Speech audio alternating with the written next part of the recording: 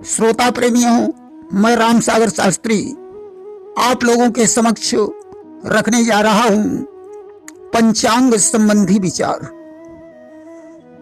देखिए, हमारे भारत में अनेकों प्रकार के पंचांग चलते हैं, जैसे विश्व पंचांग, महावीर पंचांग, काशी पंचांग, राम प्रसाद पंचांग, निर्णय सागर पंचांग आदि। प्रत्येक पंचांग में तिथि, नक्षत्र आदि के मान में अंतर पाया जाता है। इसका प्रमुख कारण है अक्षांश रेखांश का विभेद। इसलिए इष्ट नगरीय गणना में देशांतर संस्कार करके इष्ट नगरीय मान देखना पड़ेगा। तिथि नक्षत्र का जो मान लखनऊ में होगा वह काशी में नहीं हो सकता है। इसलिए इष्ट नगरीय पंचांग बनाकर देखना चाहिए। देखिए, पंचांग की परिभाषा इस प्रकार है। तिथिवासर नक्षत्रे योगा कर्णमेव च इति पंचांग माख्यातम व्रत पर्व निदर्शकम। जिसमें तिथि, दिन, नक्षत्र, योग और कर्ण ये 5 अंग होते हैं, उसे पंचांग कहा जाता है।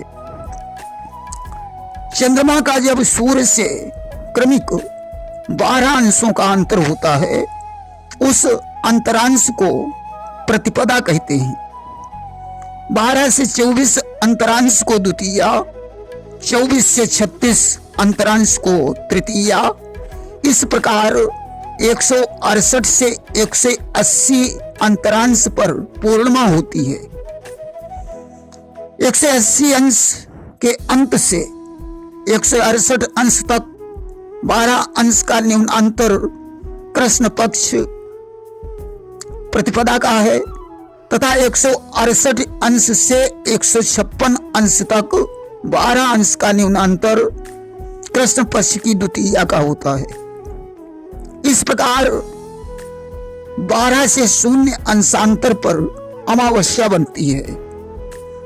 अमावस्या के अंत पर सूर्य चंद्र दोनों एक समान राशि अंश पर होते हैं। तिथियों की संख्या 16 है। एक चंद्रमास में 2 पक्ष होते हैं, कृष्ण पक्ष और शुक्ल पक्ष। एक सूर्योदय से दूसरे सूर्योदय के पूर्व का समय वार कहलाता है, जिसे दिन भी कहते हैं। दिनों की संख्या 7 है। अंग्रेजी दिनांक रात के 12 बजे बदल जाता है, परंतु दिन सूर्योदय काल से ही शुरू होता है। तिथि का क्षय भी होता है और वृद्धि भी। जब एक तिथि का मान 2 सूर्योदय काल में स्पर्श करे तो वृद्धि तिथि होती है, तथा जब एक ही तिथि का मान प्रथम सूर्योदय से द्वितीय पूर्व ही पूरक हो जाए तो उसे क्षय तिथि कहा जाता है।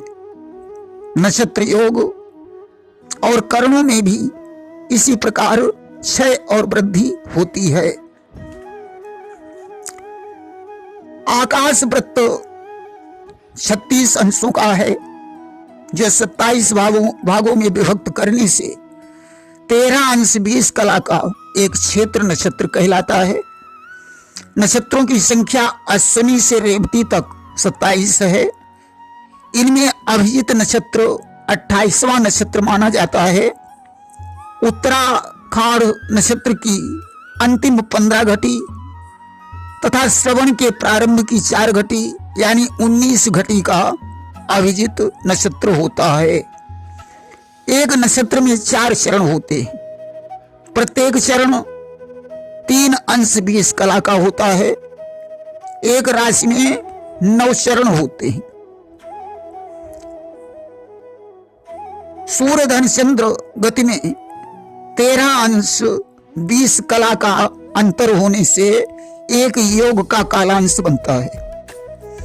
सूर्य की दैनिक गति 1 अंश और चंद्रमा की 13 अंश 20 कला है।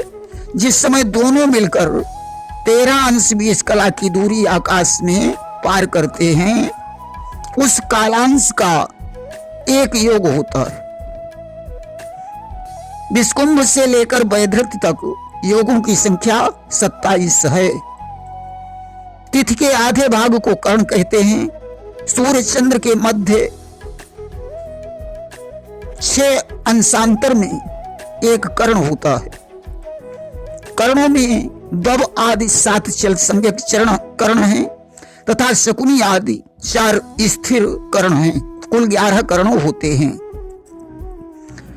उत्तरायण, दक्षिणायन, उत्तर गोल, दक्षिण गोल, ऋतु, सूर्योदय, सूर्यास्त, दिनमान, चंद्रराज, रवि योग, चंद्रोदय आदि का वर्णन पंचांग में होता है। व्रत पर्व का निर्णय हम पंचांग से ही करते हैं। ग्रहण की जानकारी हमें पंचांग के माध्यम से ही मिलती है। इसलिए पंचांग हमारे जीवन में बहुत उपयोगी है, परंतु इसे देखने के लिए हमें इष्ट नगरीय देशांतर का संस्कार अवश्य कर लेना चाहिए, तभी हम सही निर्णय कर सकते हैं। देखिए, एक वर्ष में 10 तिथियों का क्षय हो जाता है, इसलिए चौथे वर्ष में एक अधिक मास हो जाता है जिसे लौंद कहते हैं। यदि जेठ अधिक मास हुआ तो चौथे वर्ष में आषाढ़ अधिक मास होगा। इस प्रकार अधिक मास होते हैं। देखिए, 20 नक्षत्र भी होते हैं। अश्लेखा, कृतिका, ज्येष्ठा, मघा, विशाखा, मूल, स्वान, सर्प, चंबुक, डसे, तेहि यम, हनि, त्रिशूल। 20 नक्षत्र 6 माने गए हैं। कृतिका, मूल, मघा, विशाखा, अश्लेखा, ज्येष्ठा। इनमें कुत्ता, श्रृगाल, सर्प, बीछी आदि जंतु काटे तो जहर अधिक चढ़ता है। शुभ कार्यों में ये नक्षत्र त्याग देने चाहिए। देखिए, पंचक के 5 नक्षत्र हैं, धनिष्ठा से रेवती तक। इनमें काष्ठ का काम, छत डालना, छानी छप्पर का काम तथा दक्षिण दिशा की यात्रा वर्जित है। 6 नक्षत्र मूल संज्ञक हैं, अश्विनी, ज्येष्ठा, अश्लेखा, मघा, मूल और रेवती। देखिए, ज्येष्ठा, अश्लेखा, रेवती इन नक्षत्रों के अंत की 2 घड़ी तथा मूल, मघा, अश्विनी इन नक्षत्रों के आदि की 2 घड़ी गणांत कहलाती है तथा ज्येष्ठा नक्षत्र के अंत की 2 घड़ी और मूल नक्षत्र के आदि की 2 घड़ी अभुक्त मूल कहलाती है। ऐसा नारद जी ने कहा है। वहीं वशिष्ठ जी ने ज्येष्ठा के अंत की 2 घड़ी को ही अभुक्त माना है। अंगिरा ज्येष्ठा के अंत की और मूल के आदि की 1 घड़ी को ही अभुक्त मानते हैं। कुछ आचार्य ज्येष्ठा के अंत की 6 घड़ी तथा मूल के आदि की 7 घड़ी को अभुक्त मानते हैं। अभुक्त में काफी मतांतर पाया जाता है। देखिए, अभुक्त मूल को जन्म लेने वाले बच्चे का त्याग कर देना चाहिए, ऐसा शास्त्र में लिखा है, अथवा 8 वर्ष तक उसका मुंह नहीं देखना चाहिए। माघ, आषाढ़, कुंवर, भादव में मूल का वास आकाश में होता है। कार्तिक, श्रावण, चैत्र, पूष में पृथ्वी पर, फागुन, ज्येष्ठ, अगहन, वैशाख में पाताल में वास होता है। पृथ्वी पर के मूल विशेष दोषकारी होते हैं। इनका शुभाशुभ मूल वृक्ष बनाकर भी कहा गया है। जड़ में नाश, स्तंभ से धनहानि, त्वचा में मात्रनाश, शाखा में परिवार क्षय, पत्र में मात्र पीड़ा, पुष्प में शुभ, शिखा में अल्पायु बताया गया है। वहीं ज्येष्ठा के आदि की 6 घड़ी नानी को, दूसरी 6 घड़ी मामा को, चौथी 6 घड़ी माता को, 5वीं 6 घड़ी बच्चे को, 6ठी 6 घड़ी गोत्र वालों को, 7वीं 6 घड़ी ननिहाल को और अपने कुटुंब को, 8वीं 6 घड़ी भाई को, 9वीं 6 घड़ी ससुर को, 10वीं 6 घड़ी पूरे कुटुंब को कष्टकारी मानी गई है। इसी प्रकार अश्लेषा के आदि की 4 घड़ी राज्य लाभ, दूसरी 7 घड़ी पिता को, तीसरी 2 घड़ी माता को, चौथी 3 घड़ी पर स्त्री रथ, 5वीं 8 घड़ी पितृभक्त, 6ठी 7 घड़ी बलवान, 7वीं 11 घड़ी आत्मघाती, 8वीं 6 घड़ी त्यागी, 9वीं 1 घड़ी भोगी, 10वीं 4 घड़ी धनवान बनाती है। वहीं मूल संज्ञक सभी नक्षत्रों के लिए कहा गया है कि प्रथम चरण में पिता का नाश, दूसरे में माता का नाश, तीसरे में धन नाश, चौथा चरण शुभ, अर्थात शांति कर्म कराने से सभी चरण शुभ हो जाते हैं। वहीं चरणों के हिसाब से अश्लेषा का फल इस प्रकार है। प्रथम चरण शुभ, दूसरे में धन नाश, तीसरे में मातृ नाश, चौथे में पिता का नाश, तथा ज्येष्ठा नक्षत्र के चरणों का फल इस प्रकार है। प्रथम चरण में बड़े भाई को, दूसरे चरण में छोटे भाई को, तीसरे चरण में माता को, चौथे चरण में स्वयं को कष्ट होता है।